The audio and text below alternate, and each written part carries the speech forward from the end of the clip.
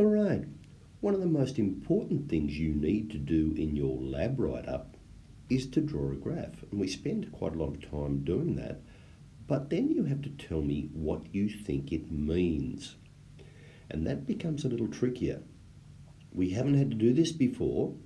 In primary, we didn't do it. Now in middle years, we want you to be able to do this. So this should help you out with it. This shows us what we'll see in a typical science graph. We see the points here where we've marked them on from the data we've gathered. We see the labels over here. We see the numbers equally spaced. We see the numbers equally spaced here and another label. If it was me, I would have those labels down below and those labels out here, but that's me. Now we can see they've got all these crosses or plus signs of showing us where the data points have been plotted. And then we put a line through the middle, which would be our trend line. So let's work out what we need to tell the reader when we respond to this in our first project. What we're trying to do, now it's most important in science in particular, you are trying to tell me, does one thing cause something else to happen? In other words, we're looking at cause and effect. And we look at the relationship between variables. Most of you now have heard of the two types of variables we've got.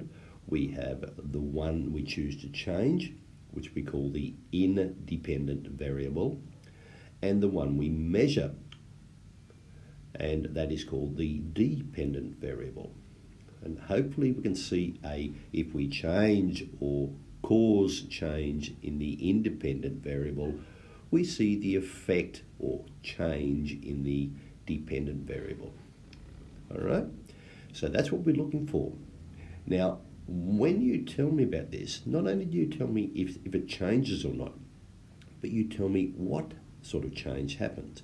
For example, you might tell me it increases, or you might tell me it decreases. So in other words, if the independent variable increases, the dependent variable could also increase. The independent variable increases, the dependent variable might decrease. There is, of course, the third option, but we'll get to that in a minute. Once you've got this whole idea of a line, and I've mentioned the word trend line before, then we describe what the trend line is showing us. You don't sort of tell me much about the points as what the pattern is. Now the trend line shows me the pattern of your data. So it might go up, it might stay flat, it might go down, it might curve, it might do all sorts of weird and wonderful things. But you've got to describe it, and when you do so, you should do it in such a way as you link your variables. So in your sentences, you should be telling me about, oh, if I change this variable, then I notice that this one changes too, or does not change. Now let's look at some examples. Excuse me. We can see from this one, we've got some dots going through, and it's most important to remember that we have a little bit of problems gathering data, so not all of our data will be totally accurate. That's why we do data many times, and then we average it. All right, so we've got here some graph, and I've just found this on the internet, and I've used it for showing you what's going on. So we can see that as we move across from here, right, we see that as this number increases, and the graph goes increases. All right, we say that this is a positive trend, and it lets us say rather clearly that as this increases, right, as tax payments, in this case, tax payments increase, annual income increases too, all right? So it's got causing an increase in the other one. Now, it actually would be much more sensible comment would be as annual income increases, then tax payments increase. But you can see there is a link or a cause and effect between those two variables that we've shown on the graph. Now, you might have heard in your math class a thing called slope or gradient, which means how steep it is. So this one goes up. So we have a positive gradient, right? So that's why we say we've got a positive trend. If it goes up quickly, we should say it goes up quickly. In this case, our pattern goes up at a constant or same rate. I know that because I've got a straight line. So that's what we could describe. See how I've now related my two variables, an increase in one causing an increase in the other.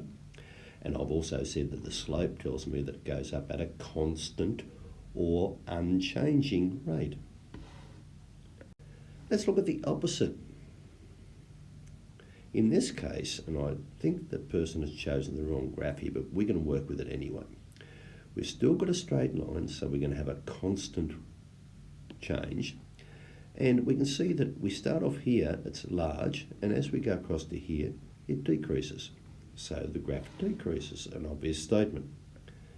So this tells me that if I increase that, I decrease that. Or if I increase this, I decrease this. So there is a direct relationship between those two things. Now we call this a negative trend because it goes downwards.